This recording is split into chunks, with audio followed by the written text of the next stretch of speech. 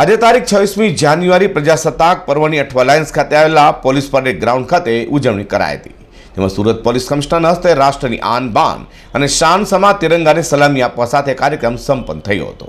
26મી જાન્યુઆરી પ્રજાસત્તાક પર્વની સમગ્ર દેશમાં ધામધૂમથી ઉજવણી કરાઈ હતી, ત્યાં સુરત પોલીસ દ્વારા પણ સુરત પોલીસ ગ્રાઉન્ડ ખાતે પ્રજાસત્તાક પર્વની ઉજવણી કરાઈ હતી। ત્યાં સુરત પોલીસ કમિશનર અજય કુમાર તોમરના હસ્તે રાષ્ટ્રની આન બાન અને શાન સમા તિરંગાને સલામી આપવામાં આવી હતી।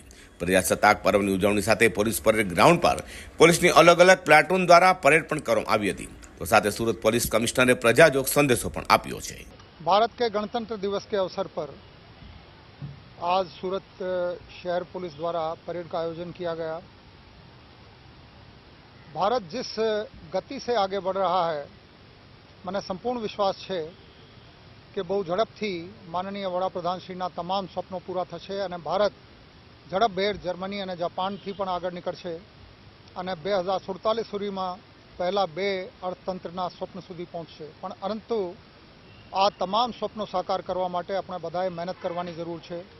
સુરત શહેરના નાગરિકો જેવી રીતે એકબીજાની સાથે સહકાર કરીને પહેલા નંબરના સ્વચ્છતમ સિટી બન્યા છે, એવી જ રીતે સલામતીની બાબતમાં અમારો નિર્ધાર છે કે સુરત સૌથી સલામત શહેર ભારત વર્ષમાં પણ છે।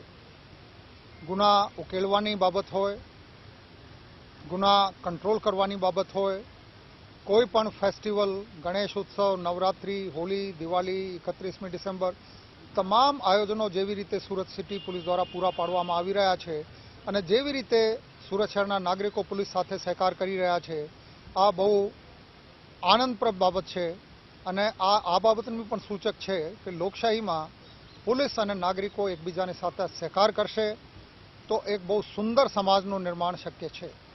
પોલીસ પરેડ ગ્રાઉન્ડ ખાતે યોજાયેલા ધ્વજવંદન કાર્યક્રમમાં ઉપસ્થિત તમામો દિલથી રાષ્ટ્રની આન બાન અને શાન સમા તિરંગાને સલામી આપી હતી। અઝર કુર્સી સાથે હર્ષદ સેઠા।